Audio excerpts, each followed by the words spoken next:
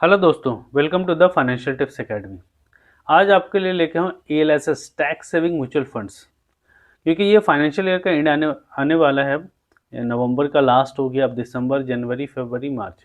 Last time में काफ़ी लोग प्लान करते हैं, स्पेशली जॉब वाले, कि अब कहाँ सेविंग करें। ठीक है, तो आपको मैं दो best tax saving mutual funds के बारे में आज के वीडियो में बताने वाला हूँ। ठीक है, और क्यों मैंने सेलेक्ट किया है इस फंड्स को, उसके बारे में हम लोग डिस्कस करेंगे। ठीक है, पहले जो भी हम लोग लास्ट ईयर डिस्कस किए थे टैक्स सेविंग म्यूचुअल फंड्स को, उसमें थोड़ा सा चेंजेस किया है मैंने इस बार। ठीक है, और इस बार फंड जो है वो अलग रहेगा, और उसका जो भी रीजंस है उसके बारे में हम लोग डिस्कस कर लेते हैं। तो चलिए शुरू करते हैं अपने इस वीडियो को। आगे बढ़ने से पहले अगर आप मेरे चैनल पे पहली बार आएँ तो सब्सक्राइब करें और बेल आइकन प्रेस करें, ताकि लेटेस्ट वीडियो का नोटिफिकेशंस आपको मिलता रहे। तो चलिए शुरू करते हैं अपने इस वीडियो को। ठीक है, तो यहाँ पे सबसे पहले हम लोग देख लेते हैं कौन कौन सा वो म्यूचुअल फंड है जिसमें हम लोग यहाँ पर डिस्कस करेंगे, जो टैक्स सेविंग में अभी बेस्ट चल रहे हैं। तो पहला जो है वो मैंने सेलेक्ट किया है Parag Pareek tax saver fund. पराग पारिक टैक्स सेवर फंड, जैसे आप यहाँ पे देख सकते हैं। ठीक है, इस फंड को सेलेक्ट करने का रीज़न ये है कि इस फंड को अगर आप देखेंगे तो यहाँ पे देखें इसका जो अभी परफॉर्मेंस देखेंगे। ठीक है, लास्ट 3 ईयर से बिल्कुल इस तरह से 45 डिग्री बना के चल रहा है ये।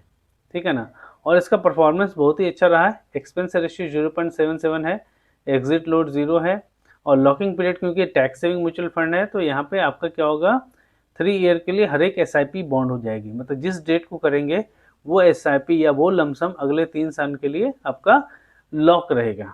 ठीक है, फिर अगले महीने करेंगे तो वहाँ से 3 साल काउंट करेंगे। ये काफ़ी लोगों का कन्फ्यूज़न होता है, तो इसके बारे में आप लोग क्लियर पहले हो जाएंगे कि यहाँ पे जो भी आप SIP करते हैं वो SIP का अगले 3 साल के लिए वो लॉक हो जाता है। फिर नेक्स्ट मंथ करेंगे तो नेक्स्ट मंथ वाला भी अगले 3 साल का, मतलब उस डेट से अगला 3 साल के लिए वो लॉक हो जाएगा। जब आप विड्रॉ करेंगे तो सारा फंड या तो मैच्योर हो जाए तब विड्रॉ करें, या फिर जितना मैच्योर हो जाए उतना आप विड्रॉ कर सकते हैं। ठीक है, 3 ईयर का जिसका भी लॉकिंग पीरियड खत्म हो जाएगा उतना आप वहाँ से विड्रॉ कर सकते हैं। इसके बारे में जानना ज़रूरी था, क्योंकि काफ़ी लोग इसके रिगार्डिंग क्वेश्चन करते हैं या उनको प्रॉब्लम होता है।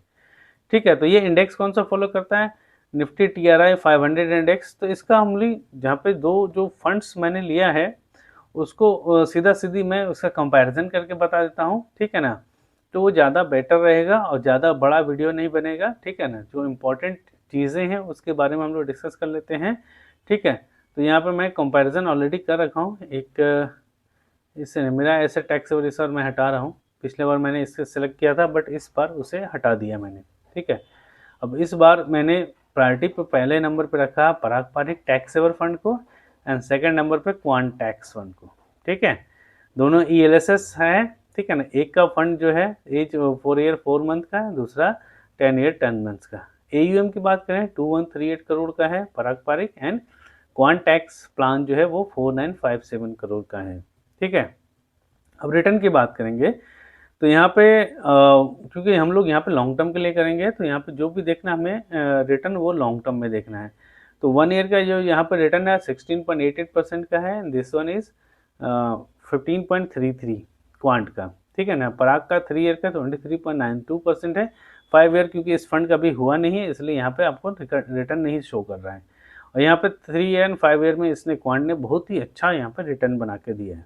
ठीक है, एंड देन बीटा की बात करें, क्योंकि इसका बीटा कम है ना, बीटा जितना कम हो उतना ज़्यादा बेटर है, और अल्फ़ा जितना ज़्यादा हो उतना ज़्यादा अच्छा है।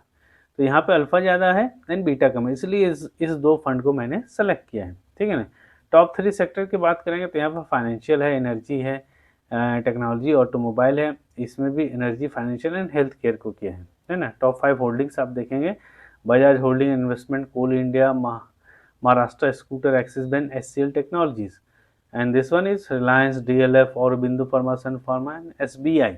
ठीक है, तो ये सारे चीज़ें हैं, और इसमें आप देखें इक्विटी में इसने 83.29%, कुछ डेप्थ में भी रखा है, बट यहाँ पे क्वांट ने सारा फंड के उसने 99.46% सिर्फ इक्विटी में लगा रखा है। ठीक है, तो यहाँ पे इसने वेल डाइवर्सिफाइड किया है, आपके फंड को अच्छे से मैनेज किया है पराग पारिक ने। ठीक है, तो इसलिए मैंने सिर्फ फर्स्ट प्रायोरिटी पे रखा है। एक्सपेंस रेशियो की बात करें तो यहाँ पे 0.77 है एंड 0.76 है, सिर्फ 0.01 का डिफरेंस है, बाकी कोई दिक्कत नहीं है ना। और यहाँ पे आप निफ्टी 500 इंडेक्स को ये फॉलो कर रहा है, इसने भी निफ्टी 500 इंडेक्स को फॉलो करा है, मतलब large cap, mid cap, small cap सब इसमें इंक्लूड हो जाएंगे। SIP यहाँ मिनिमम 1000 एंड जो है 500 के भी शुरू कर सकते हैं SIP और लमसम, और इसमें भी 500 के SIP या लमसम कर सकते हैं, ठीक है ना। Good for long term to medium term.